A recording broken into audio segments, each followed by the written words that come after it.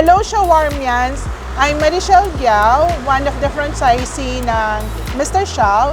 And this is my sister, Maricar Pimentel. Actually, dalawa pala kami franchisee na Mr. Shao. Former retired private employee and now businesswoman. Nakita ko si Mr. Shao sa online, sa Facebook page niya na Mr. Shao Franchising Corporation. Before, si Mr. Shao, hindi ko talaga siya kilala. Ang kilala ko is yung owner ng Mr. Shao. Na-meet ko siya one time sa City Hall ng Malabon. And wala pa talagang Mr. Shao that time. So, nung na-meet ko siya, na-impress ako sa personality nitong tao na to. And napakabait nitong taong to. So, hindi ko siya kilala, but he helped an old man. So, yun ang isang factor sa akin kung bakit nakilala ko itong tao na to. Then, after a long time, nagkakita kami ulit and nagsabi siya sa akin na mag-o-open siya ng restaurant. From that on, sinabi ko na sa kanya, sige, go ako dyan, mag-i-invest ako sa'yo. So, doon na buo ata ang Mr. Shao without knowing na ganito na siya. Pinili ko mag-franchising kay Mr. Shao dahil sa naging experience ko sa kanya as an investor before.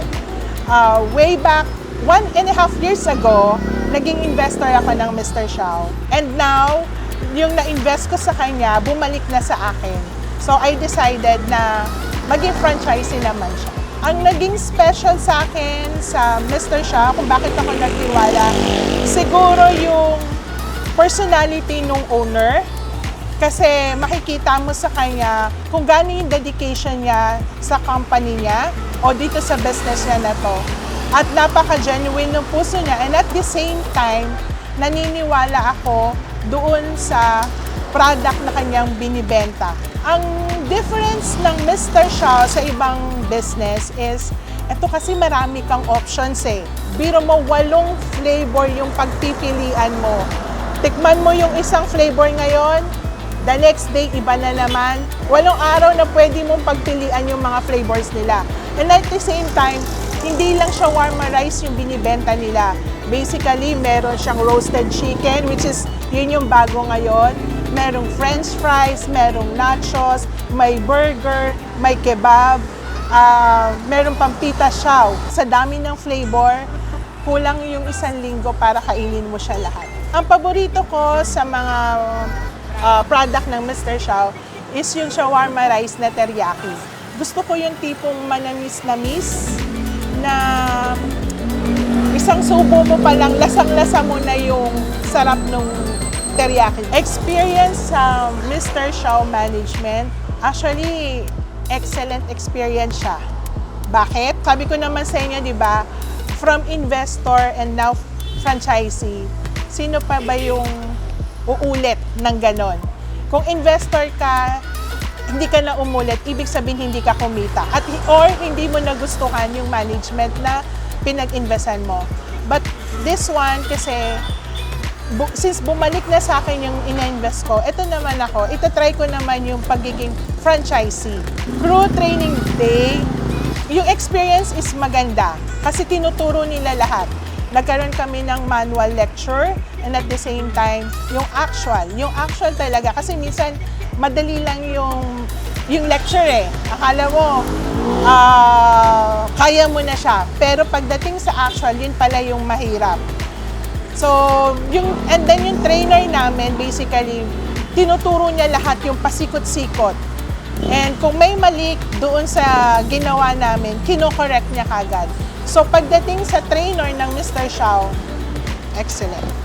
Mare-recommend ko si Mr. Shao sa mga first-time na entrepreneur kasi ito, walang halong bola, walang halong chika, at walang halong marites.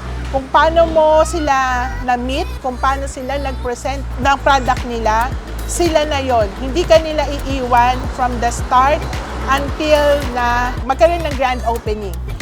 And actually, along the way, business, permit, and everything, sila bahala. Andyan yung assistants nila. So, advice, nandyan din. Actually, nahihiya ako na nga as franchising, nahihiya na sa kanila eh. Kasi lagi akong nagme-message sa kanila to ask questions, to ask advice, kung ano yung nararapat para maging maganda yung business ko. So, yun yung sa tingin ko na bakit ko siya marirecommend. My biggest why or my biggest reason bakit ako nag-franchise is basically para sa sister ko. Oh, naiyak ako.